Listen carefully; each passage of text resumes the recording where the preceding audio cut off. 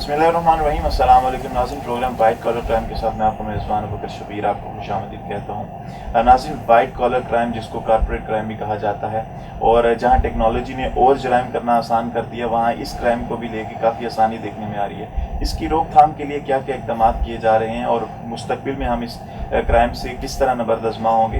हमारे साथ आज हमारे स्टूडियो में मौजूद हैं हमारे कुछ मेहमान, जिनसे हम इसी क्राइम के हवाले से बात करेंगे। हमारे साथ स्टूडियो के अंदर मौजूद हैं जनाब advocate supreme high court Zafar Iqbal Kalanuri साहब, जो कि वाइट कॉलर क्राइम इन्वेस्टिगेटर भी हैं, लॉ रिफॉर्मिस्ट हैं, इसके अलावा एडवाइज़र एंड कंसल्टेंट हैं चीफ जस्टिस ऑफ पाकिस्तान और chief justice of Lahore high court. Law consultant रह चुके हैं ये वर्ल्ड बैंक में और एशियन डेवलपमेंट बैंक में। इसके अलावा जुडिशल एकेडमी में भी अपने फ़राइज़ और लम्स यूनिवर्सिटी में भी अपने फ़राइज़ अंजाम दे रहे हैं। इसके साथ साथ हमारे साथ founder International Institute of White collar Crime Investigation जनाब कोकब ज़ुबैरी साहब मौजूद हैं। आज हम उनसे इसी हवाले से मज़ीद जानेंगे। सर अस्सलाम वालेकुम and welcome to the show. Sir क्या हाल चाल है आपका? अल्लाह का एहसान।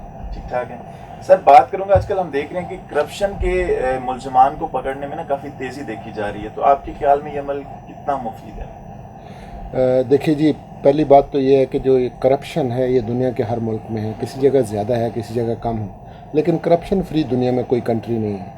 और करप्शन जो है किसी भी सोसाइटी को घुन की तरह खा जाती है। इसको अरेस्ट करना, इसकी रोकथाम करने की कोशिश करना बिल्कुल एक जायज़ बात है। और इस मुल्क के अंदर जो बड़े मसाइल हैं उनमें से जो सबसे बड़ा मसला है इस वक्त वो करप्शन ही है। लेकिन हमने ये देखा कि बारहा लोगों को पकड़ा गया, मगर एंड ऑफ द डे उनका जो ट्रायल होता है वो एक इतनी लॉन्ग ड्रॉन बैटल है, उनकी इन्वेस्टिगेशन इतनी पुअर होती है, उनकी प्रोसिक्यूशन इतनी पुअर होती है कि पाकिस्तान के अवाम को कुछ नहीं मिलता। और आज का जो मुलज़िम है वो कल का हीरो बन के और विक्ट्री का जब निशान बनाता है तो वो आपका मेरा सारी सोसाइटी का मुंह चढ़ा रहा होता है। इसकी बड़ी वजह ये है कि ये जो वाइट कॉलर क्राइम करने वाले लोग हैं ये किसी ज़रूरत के तहत क्राइम नहीं करते, ये लालची लोग हैं। इनके पास पहले ही बहुत दौलत है बज़ाहिर, इसीलिए इसे वाइट कॉलर क्राइम कहते हैं कि वो सूटेड बूटेड लोग हैं, अमीर लोग हैं, उनके पास दुनिया की हर चीज़ है, लेकिन फिर लालच जो है उनको मजबूर करती है और कि ज़हन के अंदर जो है एक अनसेटिस्फेक्शन है कि पैसे ज़्यादा से ज़्यादा ले लो। अब वो जो जराइम करते हैं वो भी बड़े घिनौने किस्म के हैं। कभी वो आपको स्टॉक एक्सचेंज के नाम पे लूट लेते हैं, कभी आपको कॉन्ट्रैक्ट्स के अंदर जो है वो लूट लेते हैं, किसी वक्त जो है वो सोने के ऊपर और किसी वक्त डॉलर के ऊपर माफिया होता है, किसी वक्त अद्वियात की कीमतें बढ़ा के, किसी वक्त अंडरग्राउंड वो एक इन्फॉर्मेशन जो उनको मिल जाती है उसकी बुनियाद के ऊपर एसओआर और नोटिफिकेशंस जो है इस तरह के जारी होते हैं जिससे वो फ़ायदा लेते हैं। कभी वो टैक्स जो है उसको अवॉइड करके पैसे बना लेते हैं। तो बारहा इस तरह के जराइम जो हैं दुनिया के अंदर हुए हैं, देखना यह कि इसको पकड़ना कैसे है। आज वो क्राइम करने वाला इतना स्मार्ट है कि एक बटन दबाने से पैसा यहाँ से स्विट्ज़रलैंड चले जाएगा और आप मनी ट्रेल तलाश करते रहिए। हमारा जो इन्वेस्टिगेटर है वो धात के ज़माने का है, वो हर क्राइम को इन्वेस्टिगेट करने के लिए वही एक इन्वेस्टिगेटर हमने रखा हुआ है। वो जनरल क्राइम को भी करता है, वो ड्रग्स को भी डील वही कर रहा है, वो जो है साइबर क्राइम को भी देखता है। उसको इसकी बिल्कुल सिरे से कोई तरबियत ही नहीं है। फिर अब जदीद टेक्नोलॉजी का यूज़ आ गया, उसकी कोई ट्रेनिंग नहीं दी। जब उसकी ट्रेनिंग नहीं दी और उसके बाद आप लेकर जा रहे हैं कोर्ट के अंदर, उसी तरह का आपका प्रोसिक्यूटर है, उसी तरह का डिफेंडर है और उसी तरह का जज भी है। उनको ये जदीद चीज़ों का बिल्कुल अंदाज़ा ही नहीं है। और फिर जितना बड़ा कोई धांधली करने वाला है उतना बड़ा ही वो वकील कर लेता है। और वो बड़ा वकील ये करता है कि उसको डिले कैसे करना है, उसके अंदर किस तरह से कोई नुकात ऐसे निकालने हैं को मीम में निकाली जाए और लोगों को एंड ऑफ द डे सज़ा ना मिले। कानून जो है उसके अंदर भी सुकम है, कानून जो है वो मुकम्मल बिल्कुल भी नहीं है, क्योंकि आज भी जो भी लॉ बना है उसके अंदर आपकी जो फैक्ट्स हैं एडमिसिबल इन एविडेंस नहीं है, आपकी इंटरनेट के ज़रिए से जो ईमेल्स करते हैं ये एडमिसिबल इन एविडेंस नहीं है।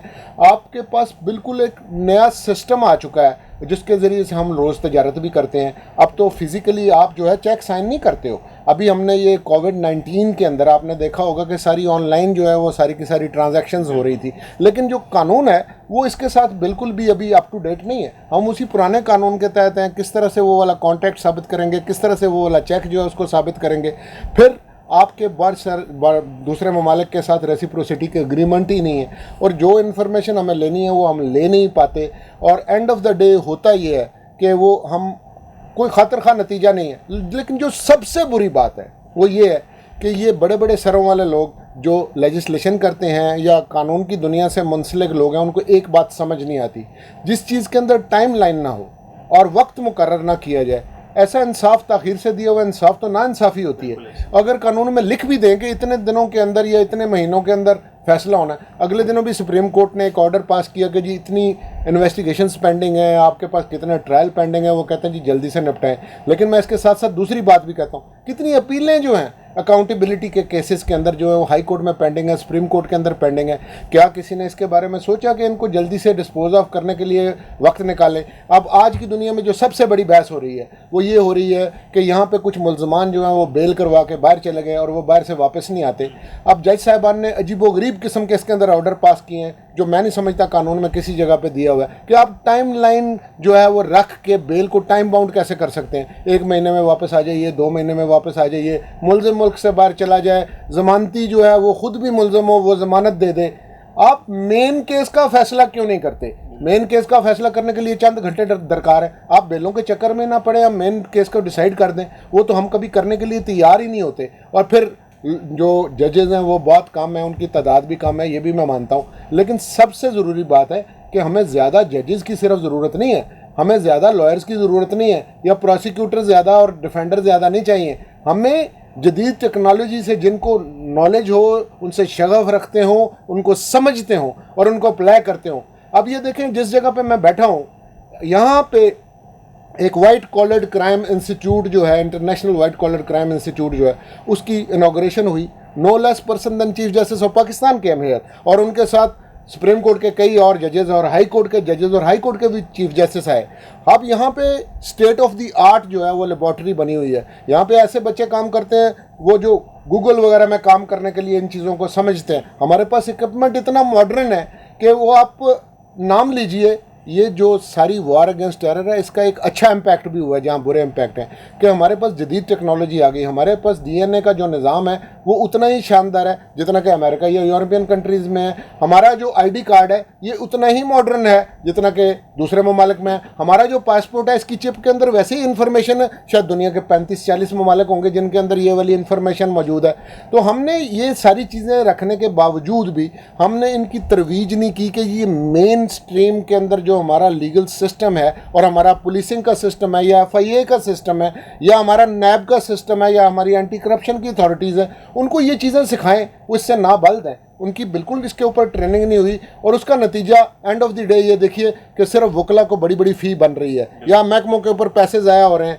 पाकिस्तान को कोई रिकवरी नहीं हो रही और इसकी रिकवरी ना होने की वजह से हमारी जगहंसाई भी होती है। तो हमें कानून के अंदर भी तरमीम करने और सबसे ज़्यादा मेरा जोर ट्रेनिंग के ऊपर है। ट्रेनिंग बहुत मस्ट है। देखिए, मैं लॉ कॉलेज में जिस वक्त गया था तो ये धात का ज़माना था। मेरे फलक को नहीं पता था कि अल्टरनेट डिस्प्यूट रेजोल्यूशन आ चुका है। अब दुनिया भर में ये हालत है कि अमेरिका में सिर्फ 5% केसेस अदालतों में जो है वो ट्रायल होते हैं, 95% जो है आउटसाइड दी कोर्ट सेटल हो जाते हैं। हम ये वाला निज़ाम अगर इंट्रोड्यूस करवा लें और कोर्ट के ऊपर कितना बोझ जो है कम, और हमने ये लॉ बना भी लिया, इसको राइज करने की ज़रूरत है।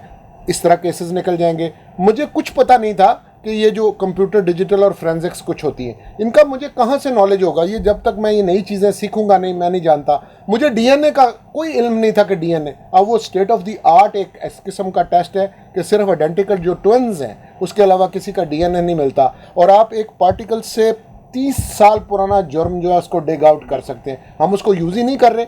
वो वाली टेक्नोलॉजी, ये एनवायरमेंटल लॉ बिल्कुल नया सब्जेक्ट है, ये तब नहीं होता था। ये सारी चीज़ें हमने अब सीखी हैं और जो सीखने के लिए तैयार नहीं है वो कैसे इसके साथ नाबल्द होंगे। मैं आपको एक सादी सी मिसाल देता हूँ। एक ज़माना था कि किसी बंदे को अगर पेट के अंदर दर्द होती है और आप उसका हाथ दबा के छोड़ें तो वो ट्रैवल करे, इसका मतलब अपेंडिसाइटिस है। और जो पुराने ज़माने के डॉक्टर साहब होते थे वो क्या करते थे, उनका पूरा पेट काट देते थे और 6 हफ्ते तक बंदा जो है वो कन्फाइन टू बेड हो जाता था। आज जो जदीद डॉक्टर हैं वो क्या करते हैं, लेप्रोस्कोपिक सर्जरी होती है। कैमरे की आंख से देखते हैं, एक पाइप के साथ ब्लेड दाखिल होता है, उसको कट करते हैं, सक करते हैं और छोटा सा जो है वो एक स्टिच लगाते हैं। चंद घंटे बाद बंदा वॉक कर रहा है। अब मुझे बताइए, वो पुराने डॉक्टर साहब जिन्होंने ये जदीद तालीम नहीं ली, जिन्होंने ये नया सिस्टम नहीं सीखा, क्या वो ये ऑपरेशन कर पाएंगे? यही बात हम सबको पढ़ना है और सबको सीखना है। वो पुराना ज़माने का जो इन्वेस्टिगेटिंग ऑफिसर है वो भी नहीं चलेगा, पुराने ज़माने का प्रोसिक्यूटर नहीं चलेगा, पुराने ज़माने का डिफेंडर नहीं चलेगा और पुराने ज़माने का जज भी नहीं चलेगा। काफ़ी अच्छी बात की आपने। मैं इसी बात से सर आगे मैं आपको बोलूँ जो बात, ज़ुबैर साहब आपसे ये सवाल है कि ट्रांसपेरेंसी जो इंटरनेशनल है उसमें पाकिस्तान की करप्शन का जो इंडेक्स है वो 120वें नंबर पे आ गया। तो ऐसी कौन सी हिकमत अमली अपनानी चाहिए पाकिस्तान को कि करप्शन में और मज़ीद जो है वो कम होना चाहिए? देखें, अभी ज़फ़र कालानौरी साहब ने काफ़ी तफसील से इस चीज़ पे रोशनी डाली है कि जब तक हम अपना निज़ाम नहीं बदलेंगे, जब तक हम जदीद टेक्नोलॉजी नहीं लेके आएंगे, जब तक हम अपने लॉस को नए निज़ाम के मुताबिक नहीं बनाएंगे, उस वक्त तक करप्शन पे काबू पाना मुश्किल है। एक दूसरी चीज़ ये कि हम सबको एहतसाब के लिए तैयार रहना चाहिए।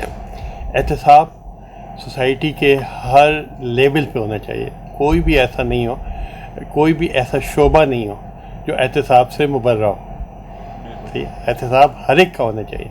आज मैंने बड़ी अच्छी खबर पढ़ी, वो चीफ जस्टिस साहब इस्लामाबाद के कहते कि जजों का भी इस एहतसाब होना चाहिए। फॉर एग्जाम्पल उन्होंने एक ऐसा बयान वो अपने कमेंट किया, बड़ी अच्छी खुशाइद बात है ये। तो हर एक का एहतसाब होना चाहिए सोसाइटी में, किसी को भी एहतसाब से दूर नहीं होना चाहिए। जब हम एक ट्रांसपेरेंट प्रोसीजर बनाएंगे जिससे हर एक का एहतसाब होगा और एक मॉडर्न टेक्नोलॉजी के साथ, तो मेरे ख़्याल में कि करप्शन में डेफिनेटली कमी आएगी। तो सबसे पहले हमें अपना सिस्टम सही करना है, मॉडर्न टेक्नोलॉजी लेके आनी है। तीसरी चीज़ ये कि ट्रेनिंग करनी है, जैसे बिल्कुल सही कहा कि जब तक हम एग्जिस्टिंग स्किल्स को अपग्रेड नहीं करेंगे अपने इन्वेस्टिगेटर की, अपने इन्वेस्टिगेटिव एजेंसीज़ की, उस वक्त तक हम आगे नहीं बढ़ सकते। ये एक ऐसा ज़माना आ गया है कि अब आप एक इतने छोटे सी SSD ड्राइव पे 1 टेराबाइट डेटा सेव कर सकते हैं फॉर एग्ज़ाम्पल। तो अब वो ज़माना आ गया कि आपको जो एविडेंस है वो कागज़ों में नहीं मिलती, अब आपको डेटा में मिलती है। और डेटा जो है वो 0 और 1 एक मैग्नेटिक फील्ड है, तो उसको जब तक आपको पता नहीं होगा कि उसको किस तरह से हैंडल करना है, तो आप किसी भी चीज़ को सॉल्व नहीं कर पाएंगे। तो जब हम इन सारी चीज़ों पे अमल करेंगे तो मेरे ख्याल में जो करप्शन इंडेक्स में हमारा जो है रैंकिंग बेहतर हो जाएगी। सर, जिस तरह आपने जिक्र किया अल्टरनेट डिस्प्यूट रेजोल्यूशन, ये क्या है, ये हमारे नाज़िर को बताइए। देखिए जी, ये एक तस्वीर का ऐसा निज़ाम है जिनके अंदर आर्बिट्रेशन और मीडिएशन दो चीज़ें बड़ी दुनिया के अंदर पॉपुलर है, और उनमें से मीडिएशन सबसे ज़्यादा पॉपुलर है। मीडिएटर जो है वो एक फैसिलिटेटर है, वो पार्टीज़ को पास लाता है, पार्टीज़ खुद ही अपने मामले का हल निकालती हैं and they live with it. कोई झगड़ा ऐसा नहीं है जिसका अंजाम सुलह नहीं है, सिर्फ लोगों को किसी जगह पे बैठने का मौका नहीं मिलता। और ये इतना खूबसूरत निज़ाम है कि कम्युनिटी लेवल पे आपके मसालिहीन जो हैं वो मसले को हल कर सकते हैं। चैम्बर के अंदर बैठे हुए बिज़नेस के मसाइल वहीं पे हल हो सकते हैं। बस मैं आपसे ये कहता हूँ कि मैंने बिजली का एक मीटर लगवाना है और वो मैंने सारी फ़ी जमा करवा दी, लेकिन वो लग नहीं रहा। आप मुझे बताइए, ये अदालत से रिलेटेड इशू है? बिल्कुल भी नहीं है। अगर एक इलेक्ट्रिक इंस्पेक्टर जो वहाँ के इंचार्ज हैं, उनके साथ एक रेजोल्यूशन का सिस्टम जो है वो लेस्को के अंदर ही बना हो, जैसे लाहौर है, तो वो वहाँ पे बैठ के मामले को रिजॉल्व करवा देगा। अगर डिटेक्शन बिल कोई पड़ गया वो उसकी वो किस्तें कर देगा। ये अदालत में जाने वाले काम नहीं है, और बंदों को पास ला के दुनिया के मसाइल हल होते हैं। अमेरिका ने इसको इंस्टीट्यूशनलाइज किया, पूरी दुनिया ने फॉलो किया। वुल्फ रिफॉर्म के बाद वलायत के अंदर भी यही सिस्टम चल रहा है। हमने इसका कानून बना दिया, मैं खुद उसको लिखने वाला हूँ कानून का, और वो कानून फेडरल लेवल पे भी है। और अब यहाँ पे ADR एक्ट जो है पंजाब का, वो 2019 में बन गया, उसके रूल्स भी बन गए, जिसे इम्प्लीमेंट करने की ज़रूरत है। अगर मेजॉरिटी ऑफ केसेस बाहर डिसाइड हो जाए, और उसके बाद हमने एक अमेंडमेंट्स लॉ के अंदर किए प्रोसीजर की कि हर चीज़ की टाइम लाइन है। मसलन अगर आपने रिटर्न स्टेटमेंट या जवाब दावा देना है तो वो 30 दिन है, तो 30 दिन का मतलब है 30 दिन, 31वां दिन भी नहीं होगा। जज जो है अगर वो केस मैनेजर बन जाए और दोनों पार्टी से वो काम वक्त के ऊपर करवा ले सारे के जो उसने करवाने हैं, और चेक लिस्ट उसके पास हो कि आपने कैसे किया है, अब तो दोनों में से एक फरीक जो अगर लंबा करना चाहे तो जज के पास कोई इख्तियार नहीं है। तो हमें रूल्स में भी ये तब्दीली लानी है, ये चेंजेस हैं। एक बात आपने बड़ी पूछी और उसके बारे में मैं ये कहना चाह रहा हूँ। देखिए, मैं अब चीज़ों को अंदर से भी मैंने देखा है। मुझसे आप पूछ लें कि नैब जो है उसका कानून क्या है और उनके अख्तियारात क्या हैं और इन्वेस्टिगेशन किस तरह की, मैं सब जानता हूँ। FIA के बारे में पूछेंगे मैं बता दूंगा आपको, एंटी करप्शन अथॉरिटीज़ के बारे में पूछें मुझसे मैं बता दूंगा आपको, FBR के बारे में बता दूंगा, स्टेट बैंक के बारे में बता दूंगा, ये सारे के सारे, और SCCP के बारे में भी बता दूंगा। मामलात ये हैं कि क्लियर कट लाइन्स डिफाइंड कोई नहीं है, और बाज़ औक़ात एक ही चीज़ की इन्वेस्टिगेशन FIA वाले भी कर रहे हैं, नैब वाले भी करते हैं, एंटी करप्शन वाले भी करते हैं। आप पहले लॉ को बिल्कुल क्लियर बनाएं। मेरे ख्याल से सिर्फ एक अदारा होना चाहिए एक कानून, एक इन्वेस्टिगेटिंग एजेंसी, एक अदालत और एहतसाब सबका। और जब मैं सबका कहता हूँ, माशरे में आइलैंड कोई नहीं होते, उसके अंदर सिविल ब्यूरोक्रेसी भी आएगी, बिजनेसमैन भी आएंगे, उसके अंदर जुडिशरी भी आएगी, उसके अंदर इस्टेब्लिशमेंट भी आएगी। अगर आप इस तरह का एहतसाब करेंगे और तसलसल के साथ करेंगे तो लोग मानेंगे। ये क्या एहतसाब हुआ कि जब बेनज़ीर जो है वो नवाज शरीफ का एहतसाब करती हैं, नवाज शरीफ बेनज़ीर का एहतसाब करते हैं, मुशर्रफ दोनों का एहतसाब करते हैं, और अब ये इल्ज़ाम लगता है कि जी जो मौजूदा हुकूमत है वो शायद दूसरे अपोनेंट्स का कर रही है, क्योंकि आपने जो चेयरमैन लगाया हुआ है उसकी नॉमिनेशन, ये 18th अमेंडमेंट में मुझे कहने दीजिए, बहुत सी कबाहतें हैं। वो कौन लगाएगा? लीडर ऑफ द हाउस और लीडर ऑफ द अपोजिशन, अगर वो दोनों अग्री कर ले तो आप चेयरमैन नैब लग गए। उसी तरह वो अग्री कर लें तो इलेक्शन कमीशन के चेयरमैन। इतनी डिवाइडेड सोसाइटी में दो बंदों को अगर आप इख्तियार देंगे बजाय इसके कि पार्लियामेंट के दें, तो यही होगा। मौजूदा जो चेयरमैन है उसको किसने लगाया? शायद खाकान अब्बासी साहब ने लगाया और खुर्शीद शाह ने लगाया। उन्होंने दोनों को अंदर कर दिया, दोनों एग्रीव्ड हैं। बात यह है कि आप क्यों अदारे में ऐसा सिस्टम करते हैं कि जो दो लोगों की मर्जी के ऊपर हो, और वो फिर एहतसाब आप उधर भी कर रहे हैं, FIA में भी करेंगे। किसी चीज़ की कोई एंड है। अगर कोई गुनाहगार है उसको सज़ा दीजिए, अगर कोई बेगुनाह है उसको जजा दीजिए। इतने लंबे लोग जो है उससे तंग आ गए। अब ये हमारे लिए बिल्कुल एक मजाक बन गया हुआ है कि लोग अंडर ट्रायल भी हैं, वो सारी की सारी कौम को जो है वो खिताब भी करते हैं। आप मुझे ये बताइए कि ये जग हंसाई नहीं है तो और क्या है? अब तो लोग अदारों को ओपनली जो है वो क्रिटिसाइज करते हैं, free for all, there is no end to it. तो हमें एहतसाब का एक ऐसा निज़ाम बनाना पड़ेगा जो सब के लिए काबिल कबूल हो। और अपोजिशन को भी मैं एक बात कहता होता हूँ, वो पंजाबी में कहते हैं आप दोवें रुठ बैठे थे मनाऊ कौन वे।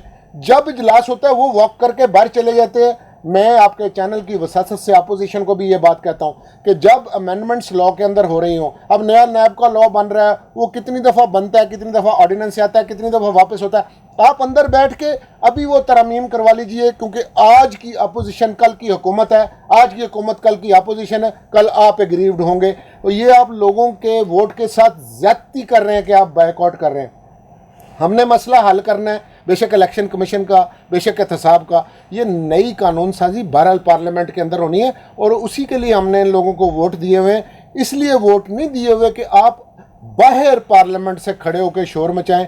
कल फिर एग्रीव होने की आपको जब नौबत आएगी और आप एतराज़ करेंगे तो फिर बजा तौर पे लोग कहेंगे कि भाई बात यह है कि यहाँ पे लोग कहते हैं जी जमहूरियत नहीं चलती। मैं आपके तवसत से ये बात पूछता हूँ कि जब पहली हुकूमत MMA की और PMLQ की थी, 5 साल पूरे किए हैं उसने, पीपल्स पार्टी ने भी 5 साल पूरे किए, मुस्लिम लीग नून ने भी 5 साल पूरे किए, इस हुकूमत को भी 2 साल से ज़्यादा हो गए। किसने इंटरफेयर किया? कौन कहता है आप परफॉर्म ना करें? अगर आप परफॉर्म ही नहीं करेंगे और दूसरों के ऊपर ब्लेम गेम करने से बात नहीं बनेगी। अगर हमने काम सही करना है, हमें जो कॉन्स्टिट्यूशनल अमेंडमेंट रिक्वायर्ड है वो भी हमें करनी चाहिए, जो कानून साजी है वो भी हम दुरुस्त तौर पे कर लें। और अगर इस तरह से चलेंगे तो मेरा ख्याल है पाकिस्तान के अवाम खुश होंगे। वरना हम शख्सियतों के अंदर फंस के रह गए हैं। अपने अपने लोग जो हैं वो अपने अपने बंदों को उन्होंने छोटे छोटे बुत बनाए हुए होते हैं, और रहे नाम अल्लाह का सिर्फ खुदा रहता है। ये जो इंसानों की पैरवी है ना, ये सब आने जाने वाले हैं। यहाँ पे उम्मतें ख़त्म हो गई।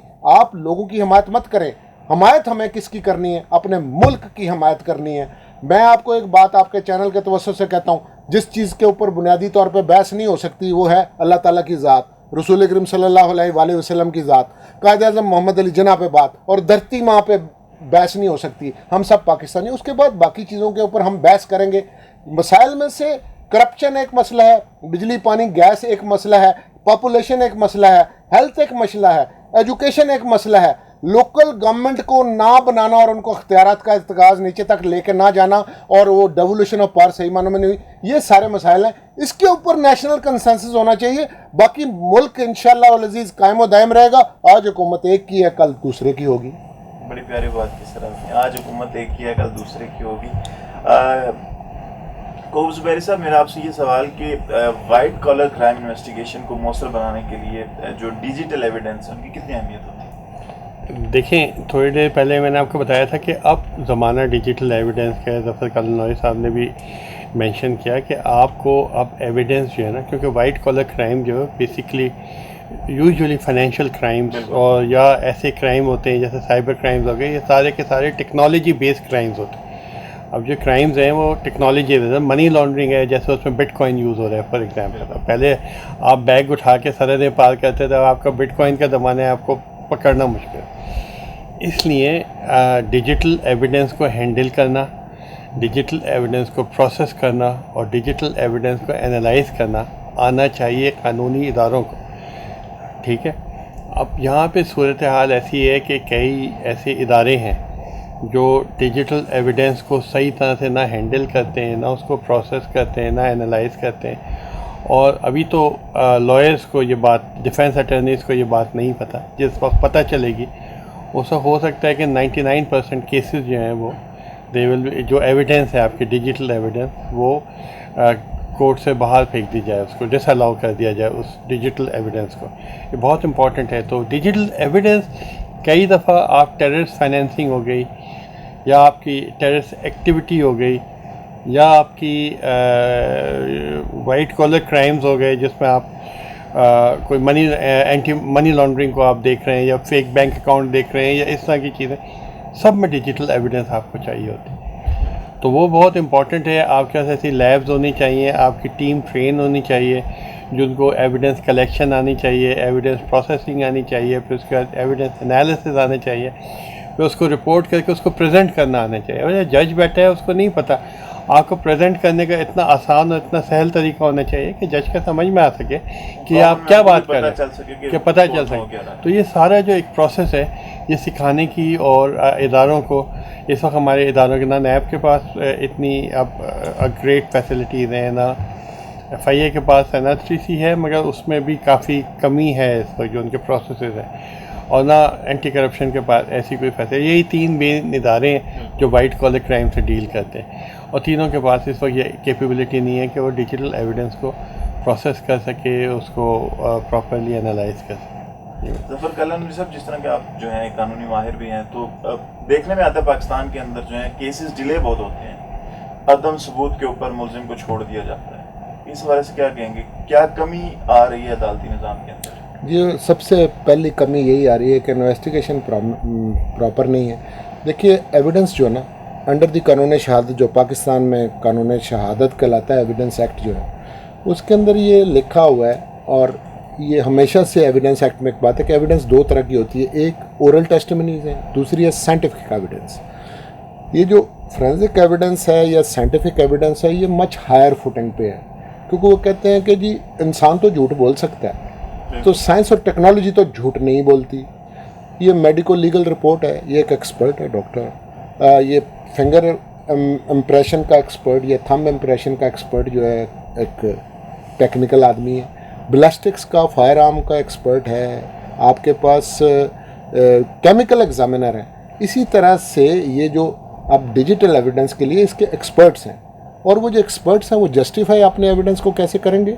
उन्होंने subject to cross examination before a court of law होना है, उसे थ्रैश किया जाता है कि जी इनका नॉलेज कितना है, और इन्होंने जो एनालाइज किया, ये जो उन्होंने एविडेंस दे दी है, इस पर रिलाई करने के लिए क्या इनकी एक्सपर्टीज़ है, और कौन सा इन्होंने इक्विपमेंट यूज़ किया, कौन से मीन्स और कौन सा तरीक़ाकार जो है वज़ा किया, उस बात पे कानून के तहत अदालत जो है उस पर रिलाई करेगी या उसको डिस्कार्ड कर देगी।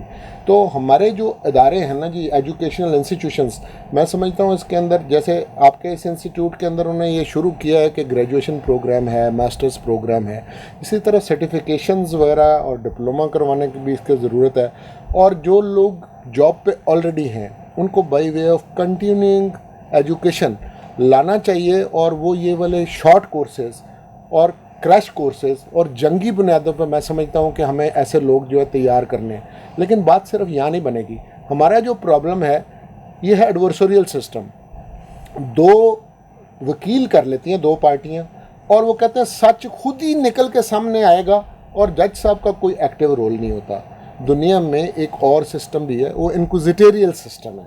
उसमें जज साहब इंटरवीन इनिशियल स्टेज से करते हैं। किसी जगह पे कोई जुर्म हो जाए तो मौके पे जज साहब चले जाते हैं, और वो उस वक्त इन्वेस्टिगेशन को भी सुपरवाइज़ करते हैं, प्रोसिक्यूशन को भी सुपरवाइज़ करते हैं। जब कोर्ट ऑफ लॉ में केस आता है तो बहुत सारी नॉलेज उनको पहले होती है, और वो देखते हैं कि ये रूल्स को फॉलो किया नहीं, और वो उसकी खोज लगाने की कोशिश करते हैं। तो अब जज खामोश तमाशाई, वो आधी दुनिया में ये वाला सिस्टम जो है चल रहा है। मैं समझता हूँ कि एक हाइब्रिड सिस्टम लाने की ज़रूरत है। ये जो पुराना सिस्टम है कि जिसने जज ने यही कहना कि जी दो वकला ने जो है वो कोशिश की और सच निकला, वो सच तो ज़ाहिर है कि जो बंदा ज़्यादा बेहतर वकील कर लेगा वो उतने उसके अंदर ज़्यादा टेक्निकलिटीज़ जो है वो डाल देगा। क्यों नहीं कि जज साहब इनिशियल स्टेज से इसे सुपरवाइज़ करें। तो ट्रेनिंग के साथ साथ मेरा ख्याल है कि रूल्स के अंदर ये वाली तब्दीलियाँ लानी भी बहुत ज़रूरी हैं। और फिर हम जदीद टेक्नोलॉजी का बिल्कुल जो है ना वो यूज़ करके तो खातर खा इसके नताइज निकाल सकते हैं।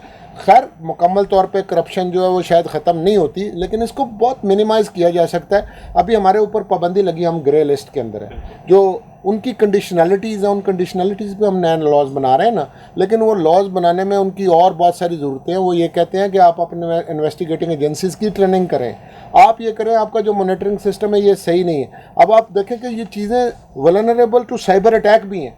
हमारा तो एटॉमिक प्रोग्राम भी सेफ़ नहीं है, अगर हम पूरी तरह से ना करेंगे तो कोई उसको अटैक कर दे। मेरे आजकल जितने ये पावर हाउसेस चल रहे हैं वो सारे इस पे चल रहे हैं। मेरा बड़ा कीमती डाटा जो है मेरे ऑफिस में पड़ा है। ये ऐसा हो सकता है कि जी मेरी सुप्रीम कोर्ट की सारा जो रिकॉर्ड है वो दुश्मन मुल्क जो है वो उठा के ले जाए। तो ये जो टेक्नोलॉजी इसका यूज़ इस तरह करना कि जी अटैक भी ना हो सके, साइबर अटैक। हमें उनको जो है ना फुल प्रूफ बनाना है। हमारा पुलिस का सिस्टम, FIA का सिस्टम, मेरी अदालत का सिस्टम, ये सारे के सारे बड़े सेंसिटिव सिस्टम्स हैं। और फिर दूसरी बात है कि ये जो लोग क्राइम करते हैं, अगर उनका ऐसा सिस्टम बनाया जाए कि वो चेक लिस्ट ऐसी हो और वो सिस्टम इतना ज़बरदस्त हो कि उसके अंदर उस तरह घपला हो ही ना, जाके बाद में सारा कुछ जब हो जाता तो हम तो उसे तलाश करते हैं। क्यों वो वाले SOPs जो हैं अपने उनको फॉलो क्यों नहीं करते। मैं वर्ल्ड बैंक के बिहाफ के ऊपर पाकिस्तान के 2-3 बड़े अदारों के लिए काम किया, तो उन्होंने उनको कहा कि ये कंडीशंस प्रेसिडेंट हैं, आप इस तरह के प्रोटोकॉल्स फॉलो करेंगे, आप इस तरह के SOPs बनाएंगे, आप लोगों की कैपेसिटी बिल्डिंग करेंगे, आपको ये सिस्टम लगाने पड़ेंगे, तो हम आपको अलाउ करते हैं कि आपको ये हमारा लोन वगैरह दे। तो वो एजेंसियां जो सारी की सारी हैं, इनको ये परफॉर्म इसलिए भी करना कि मेरे मुल्क के फ्यूचर का मसला। अगर हम ग्रे लिस्ट के अंदर आते हैं तो उसमें से निकल नहीं पाते। वो ये होगा कि आइंदा के लिए जो हमने इतने लोन लिए, देने तो पाकिस्तान के अवाम ने, हम वो दे नहीं पाएंगे, वो क्यूमुलेट हो जाएंगे। और अगर आप पे बैन लग जाए तो फिर आपको नई किसी किस्म की हेल्प नहीं मिलेगी। आज दुनिया ग्लोबल विलेज है, आज आप इन आइसोलेशन नहीं बैठ सकते। मुझे तरक्की करके चीज़ों को उसी लेवल पे लाना है जितने पे दुनिया आ रही है। मैंने प्रोटोकॉल भी साइन किए हुए हैं, मैंने इंटरनेशनल कमिटमेंट्स भी हैं। तो we have to come to that level. हमें उस बंदे के ऊपर पैसे लगाने हैं और वो वाला ह्यूमन बींग बनाना है। बेशक स्टूडेंट लेवल से मैं शुरू करूंगा, बेशक मुख्तलिफ जगहों पे है। हम सबको सीखना है, हम सबको इम्प्रूव करना है, हम सब की कैपेसिटी बिल्डिंग होनी है। Thank you so much sir, आपके टाइम का दोनों ने था अपनी कीमती वक्त से हमारे लिए वक्त निकाला। नाज़रीन, हम फिर हाजिर होंगे नए मेहमानों के साथ। तब तक के लिए मुझे इजाज़त दीजिए। अल्लाह हाफिज़, दुआ में याद रखिए।